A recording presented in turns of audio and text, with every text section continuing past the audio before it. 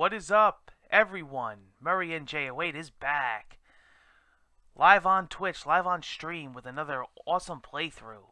This is the continuation, stream 2, or session 2, of Daylight, the survival horror indie digital game, Daylight, that we started already. We're about, I don't know, seven or eight parts in, I guess. It's not that long of a game, so I'm taking my time. Probably finish this up within this session or the next session, I would imagine. It's not, from what I've been told out of the people on the chat, it's not that long. But since this is the second session, you already got a good dose of it. What do you guys think? What's your opinions? I know people are, 50-50 with this game. I know they compare it to Outlast, and Outlast is very loved and well received. I don't think Daylight is up to Outlast standards, but I don't know. It seems to be doing all right. I mean, I got some feedback on it on Twitter, some YouTube messages. They're telling me that they wouldn't watch it if it wasn't for my commentary because I'm spicing it up, but they decided it's awesome because a couple of them were actually watching my YouTube coverage because they missed the stream, and they actually went and bought it based on what they saw from me. So that's cool. Oh, I hope you guys enjoy it. I'm enjoying it. I mean, it's nothing groundbreaking, but I'm not looking for nothing groundbreaking. It's got a couple hiccups. It's got a couple bugs. I noticed in the beginning the frame rate was terrible. It seems to be better now. It's so far that seemed to be only in the beginning of the game when the game first started. The frame rate was atrocious, but it seems like it's a lot better now. Some people said it was boring. Some people liked it. Some people stood on for the commentary. Some people, my more hardcore, viewer base, my dedicated viewer base, already played and beat the game and watched me anyway, just because I was playing it. So that's cool. And yeah, this is the second session. We're gonna leave off. We're going to continue right where we left off. I hope the save, is dead on as far as where the game saved. I think I just pretty much went into a new area. Yeah. I went through that gate with the teddy bear, and then the gate opened, and then I had to climb over stuff. And I had to put some kind of like a generator on. So I'm about in that area of the game.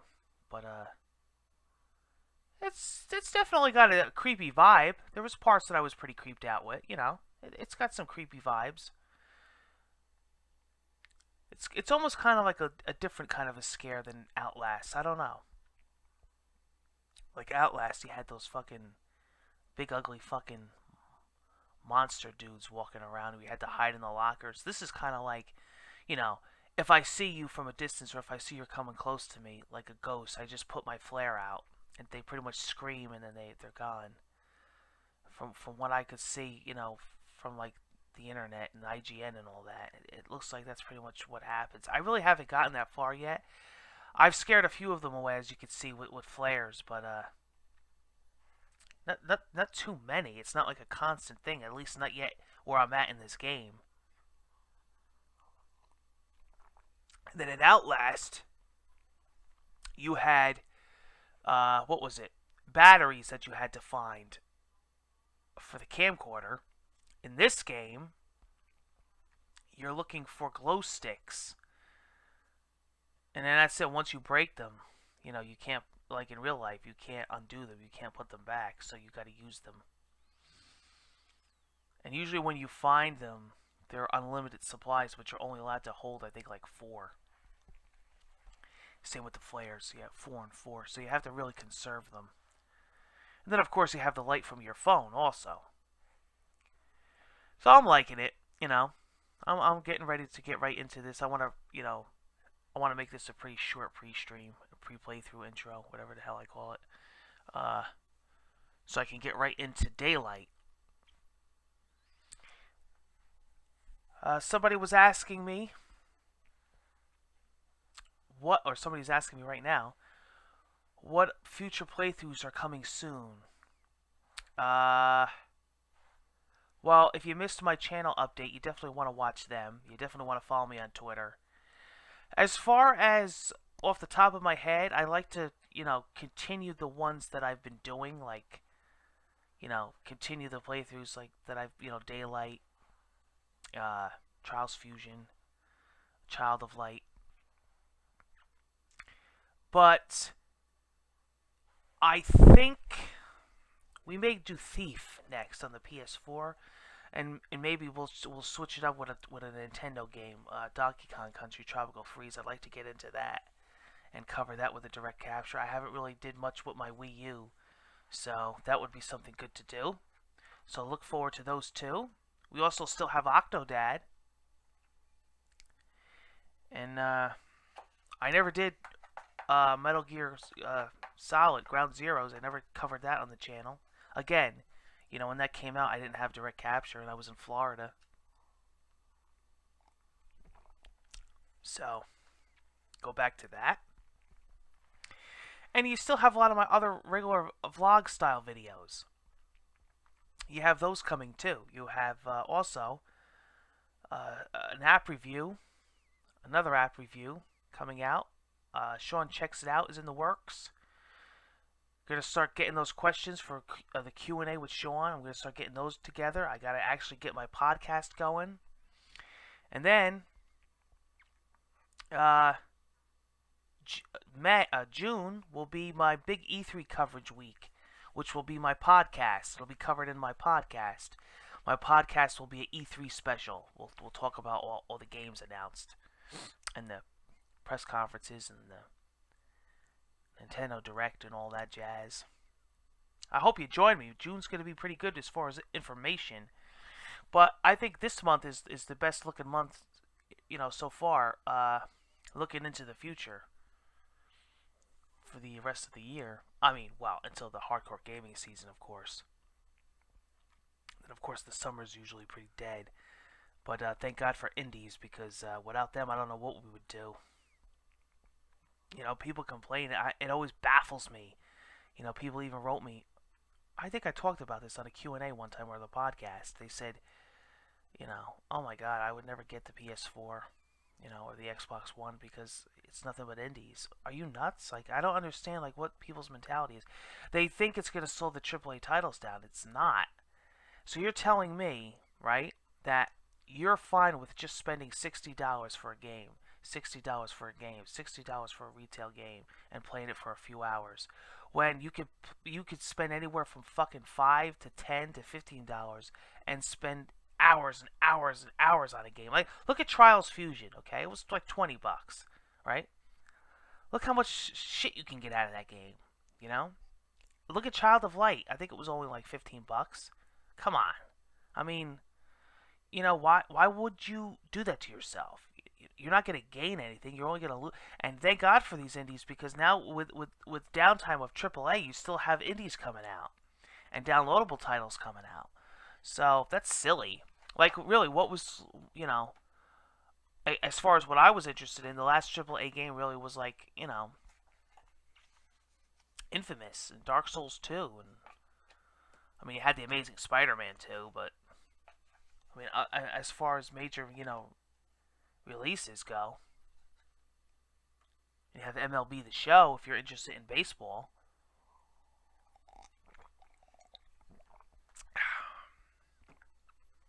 But pretty much, really, what's been out there? Not much. So thank God for these. I got a countdown. Countdown to Watch Dogs and Mario Kart. You know what's crazy? How would you like the most two anticipated games of the year? My most two anticipated games of the decade. Two games that I've been waiting for so freaking long since they're both announced. Highly, even way before Mario Kart was announced, because we knew it was coming out. I knew it was coming out the day I bought my Wii U. And Watch Dogs, I've been following Watch Dogs since it was first announced. And finally, back to back. They're both coming out. It's gonna be overload. I'm gonna have a Watch Dogs marathon and a Mario Kart marathon, and I'm probably gonna rotate them back and forth, like stream one, stream two. We'll go back and forth. Maybe I'll do some subscriber matches with Mario Kart and some co-op and online. We're gonna have a freaking blast. And then Watch Dogs, and then don't forget I got Wolfenstein: The New Order coming out, and there is a couple indies coming out. May 14th is, I believe, Super Time Force on the Xbox One. I would love to check that out on the channel. But it's interesting because we still don't even have an exact date for Street Fighter Ultra. And I want to really check that out. And I got to tell you something. I'm super pumped for The Last of Us on the PlayStation 4. I am so pumped for that. I'm almost as pumped as when it came out on the PS3 because now I know it's an awesome freaking game and I can't wait to. It's an excuse to play it again. It's an excuse to play the Left Behind DLC, and I want to see what the PlayStation 4 can do because I know that game in and out because I played it, and multiple times I played it, and I covered it once on the channel, and I want to see the differences with the PS4. I can only imagine what that game's gonna look. So I can't wait for that to come out. That also doesn't have a specific date on it, but I guess they're saying June or the summer. And then, of course, Advanced Warfare was announced. And then, really, honestly, other than Watch Dogs and Mario Kart, what's left for me on my big radar list, mind you, we don't know what's going to be announced at E3 either, but as far as what we know now, I would have to say the next on my list is Destiny, which is September 9th, and Smash Brothers, which we will get a summer 3DS release, and we will get a winter Wii U release. I plan on playing them both.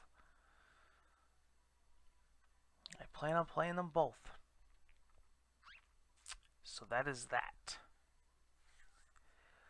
Oh, and Bayonetta 2 also this year on the Wii U. We don't really know when, but it's coming, I'm sure. Yeah, I'm pumped. There's good stuff on the way. I'm going to jump ahead here, and I know it's not coming out this year. I know it's coming out next year, hopefully. But I got to tell you something. The one game that I am super duper super waiting for, that I am like so freaking excited for every time I see the fucking trailer and the videos and the gameplay, and my jaw just drops to the ground. And that's The Witcher 3, Witch Hunt. That game is gonna be a beast. Could you imagine if they redo I know this is another thing that people have a hard time with is the re-releases like Tomb Raider, The Last of Us. That doesn't bother me, but I would love to see Skyrim. There's so much work though. I would imagine that it's starting from scratch again. But yeah, I'm not it doesn't bother me, the re-releases. I like to see them on the new hardware, I know people have been asking for Grand Theft Auto 5. But The Last of Us is going to be cool. I can't wait to check that out. I think it's going to be awesome. And now, check this out. Could you imagine, not only is it going to be on new hardware, but could you imagine how much better it's going to be on my channel? Because now I have direct capture. Whereas when I did The Last of Us last year, I didn't have direct capture. So could you imagine how sick... Oh, I can't wait. I might even play the whole thing again. I'll tell you what, that'll be my ongoing playthrough again. I'll come back to it from time to time, like with Dark Souls 2. Dark Souls 2 is probably... That's another thing, too, I want to talk about. That's going to start very, very, very soon. That's an ongoing playthrough, which means I'm going to be very slow on it. I'm going to take my time, play it once or twice a week, or every other week. It'll be maybe a weekend or a Friday thing. And then I'm also going to do the same thing with Final Fantasy X, but I probably will also do that with the new Last of Us when that comes out. Since I already played it on my channel, it could be for a fun thing. Cause just how imagine how sick that's gonna be with direct capture. I'm so pumped. I'm looking ahead and looking at the future, thinking of all these things. Now that I have direct capture, how sick they're gonna look now on my channel. I gotta tell you, I'm impressed. Somebody's asking me right now, what do you think so far since you've moved over to the other side? Um, yeah, I'm impressed. I mean, freaking Daylight looked good. You know, uh, Trials Fusion, everything is looking really good. Child of Light, I'm impressed. Yeah, I'm night and day. I'm definitely impressed. I think it's a great improvement. I really do. I'm glad. You know, I can't wait to cover everything. And now I could do this Twitch thing with the XSplit, and I could do these sub art pre-playthrough intros, and oh man, it's just a world of fun. All my shows now can be live. I'm happy. Yep, I'm very glad I did the direct capture. I wouldn't ever go back. It was a rocky road. I gotta be honest with you. Somebody was asking me, what's your downfall? What's the bad? I know you said the good outweighs the bad, but what is the bad? The bad is that in the beginning it, it was a lot of work. It was rocky. I was new at it. I pretty much got it down to science now, like everything else. But it was a new world to me, and it seemed like one thing went wrong after the next. And once I got something perfected, the other thing messed up, and it literally felt like that I was on a treadmill. And I talked to people on Twitter, and they said, "Sean, that's exactly what happens when you move over to direct capture. That's gonna happen, but it'll level out." And with the audio levels and the mic levels and the resolutions and the bit rates and what equipment goes where, and how to set this up and how to set up this headset and this microphone and the capture software and XSplit. Maximum overload. I mean, every bit of that was new to me. So could you just imagine? But it's good now. The more and more I do it, I notice the more and more I better at it I get, and it does become like second nature. And the only other bad thing that I would say about it is I notice it's more work. It's less work in a way, but it's more work as far as now I'm really, really, not pressured, but people expect more gameplay than usual on my channel, and and it is more setting up, and it is more, getting the videos out to you. It's a system, it's a process, and my workload has increased on here. I noticed. I thought the opposite. I mean, not having to futz with the tripod and the camera and the lighting and the blinds and trying to get my room dark and the crappy audio and the crappy quality and the jumpy tripod and the TV, cutting the TV off and then taking those big files and uploading them. Yeah, it's tremendously better than that. It's 100% boom. Direct capture shoots it to my computer and instantly uploads it to YouTube. I can edit it. Boom, boom, boom, boom, boom. I could record anywhere in any condition. It doesn't matter about that anymore. My microphone picks up less ambient background noises. Now that I moved over to a professional mic, that's all good. But I mean, as far as the process, it's a lot more work. But that's fine. But I'm noticing I'm putting better content out and more content, so it's a plus. It levels out. So it makes me work harder for you guys, and it makes me put out better content and better quality. And let's face it, we're in a day and age now, especially with these next gen systems, that like somebody was saying to me on Twitter the other night, what a better time to get into direct capture, because could you imagine, nobody would see the difference if you were doing it with the old camcorder. I mean, who does that? So I'm going to wrap this up. We are going to get right into the next session, the second session of Daylight. I hope you join me. Okay, let's get going.